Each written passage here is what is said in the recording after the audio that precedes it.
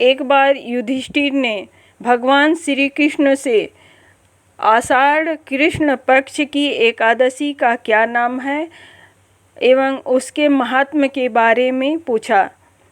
श्री कृष्ण बोले, हे राजन, तुम्हारे आगे मैं सब व्रतों का से उत्तम व्रत कहता हूँ। यह व्रत संपूर्ण पापों का नाश करने वाला और मुक्ति को देने वाला है। आषाढ़ के कृष्ण पक्ष में योगिनी नाम की एकादशी होती है।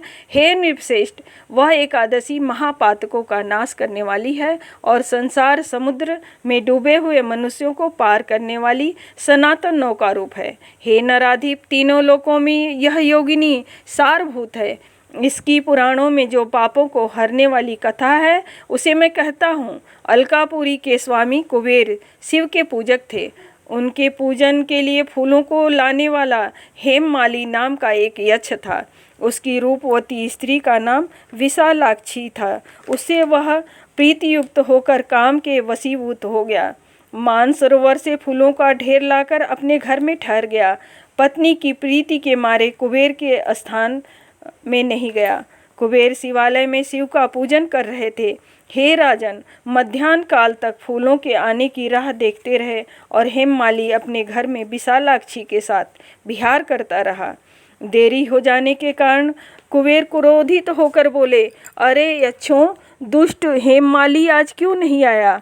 इसका पता लगाओ। यक्ष बोले, हे राजन, वह स्त्री की प्रीति के मारे अपने घर में इच्छापूर्वक विहार कर रहा है। उन यक्षों के वचन सुनकर कुबेर बहुत ही क्रोधित हुए और उस फूल लाने वाले हेममाली को शीघ्र ही बुलवाया।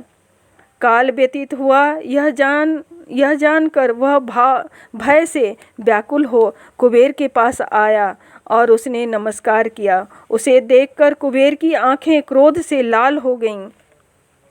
क्रोध से भरे हुए कोप के से कंपायमान हैं। होठ जिनके ऐसे कुबेर बोले, अरे पापी दुष्ट दुराचारी, तूने देवता की अवज्ञा की, इसलिए तू विस्त्र नाम श्वेत कुष्ठ से युक्त और स्त्री से सदा विमुक्त हो जा और इस स्थान से गिरकर अधम स्थान को प्राप्त हो।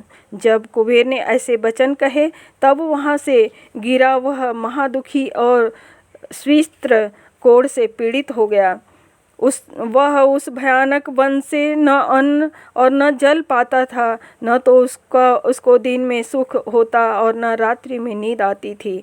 जब वह छाया में जाता तब उसके शरीर में पीड़ा होती और घाम में दाह होने लगता, परंतु शिव की पूजा के प्रताप से स्मृति नहीं गई।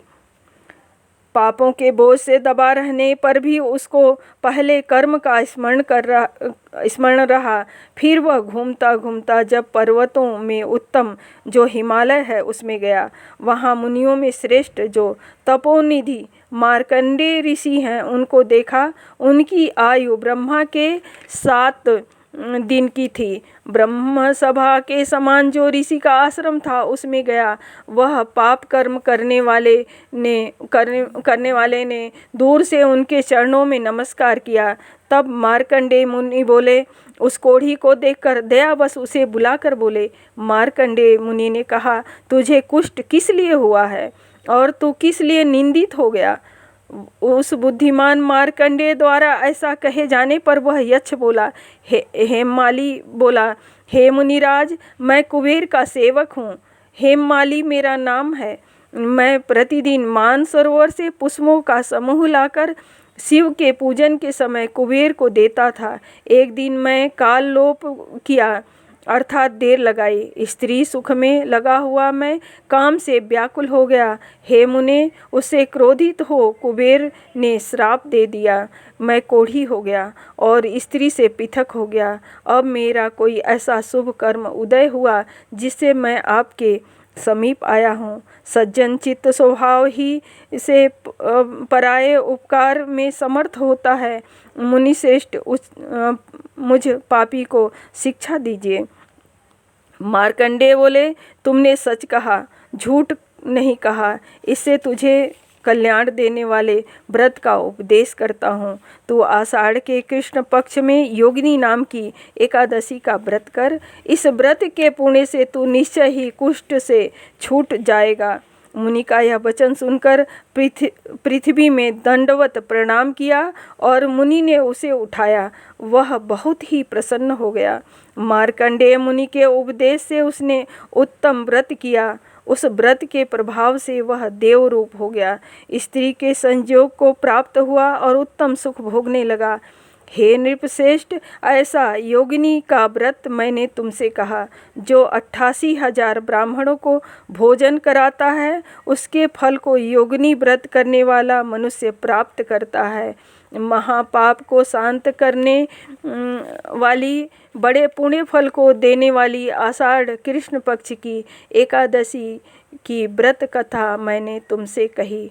ओम नमो भगवते वासुदेवाय नमः। ओम नमो भगवते वासुदेवाय नमः।